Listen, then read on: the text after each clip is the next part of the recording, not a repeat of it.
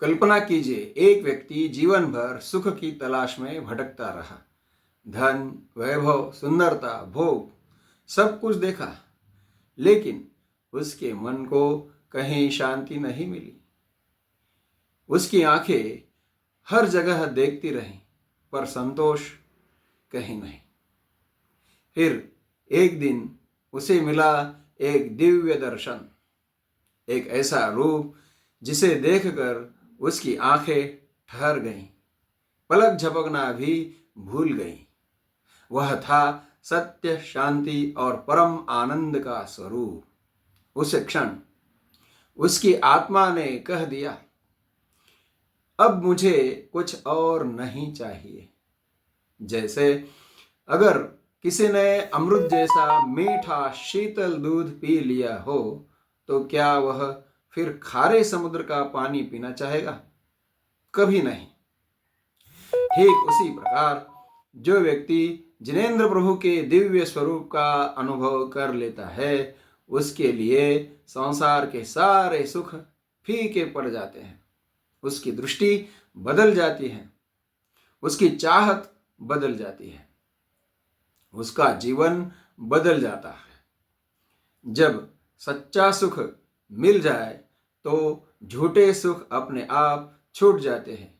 कल्पना कीजिए, अगर एक बार कोई सच्चे मन से जैन मुनियों के साथ 15 दिन रहे, उनके साथ पैदल विहार करें, उनकी दिनचर्या देखें, तो उसका संसार से मोह धीरे धीरे कम होने लगता है। वह सोचता है कि आत्म कल्याण के मार्ग में साधक यही असली जीवन है।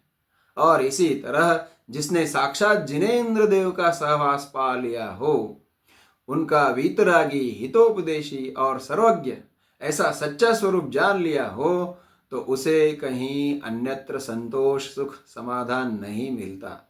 भक्ति से अमरत्व की ओर ले जाने वाला भक्तामर का यह 11वां दिव्य श्लोक हमें यही समझाता है कि दृष्ट्वा भवन्तमनिमेष विलोकनीयम् नान्यत्र तोषमुपयाति जनस्य चक्षुः पीत्वा पयः शशिकरद्युतिदुग्धसिन्धोः क्षारं जलं जलनिधेरसितुं क इच्छे। इसका अर्थ देखेंगे, अनिमेष विलोकनीयम यानी केवल ज्ञान की प्राप्ति के बाद आपका एक टकी लगाए रखे जाने वाला दिव्य रूप। शास्त्रों के अनुसार केवल ज्ञान होने के पूर्व भी तीर्थंकर का शरीर वज्र वृषभ नाराच संहनन यानी अलौकिक दिव्य ही होता है।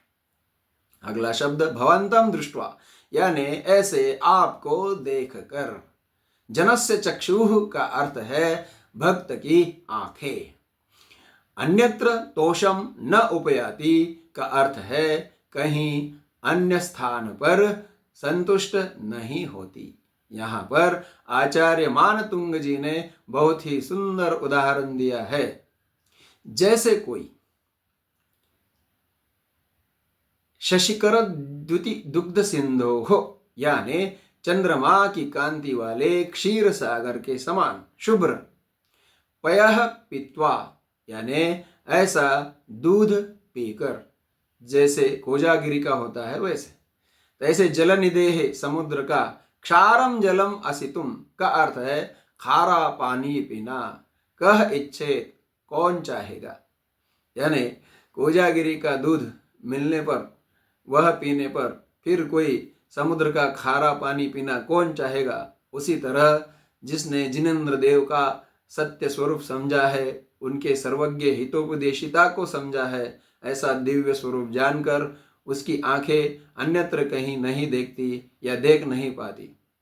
तो सरल हिंदी अर्थ, हे प्रभु, आपके दिव्य रूप को एक बार देखने के बाद मनुष्य की आंखें कहीं और संतोष नहीं पाती। जैसे चंद्रमा की किरणों के समान शीतल और मधुर दूध सागर का रस पीने के बाद कोई खारे समुद्र का पानी क्यों पीना चाहेगा। इस तरह यदि आपको यह वीडियो पसंद आया हो तो लाइक कीजिए, और ऐसे ही संस्कृत श्लोकों के अर्थ देखने के लिए मेरे चैनल को सब्सक्राइब कीजिए। तब तक के लिए जय जिनेंद्र।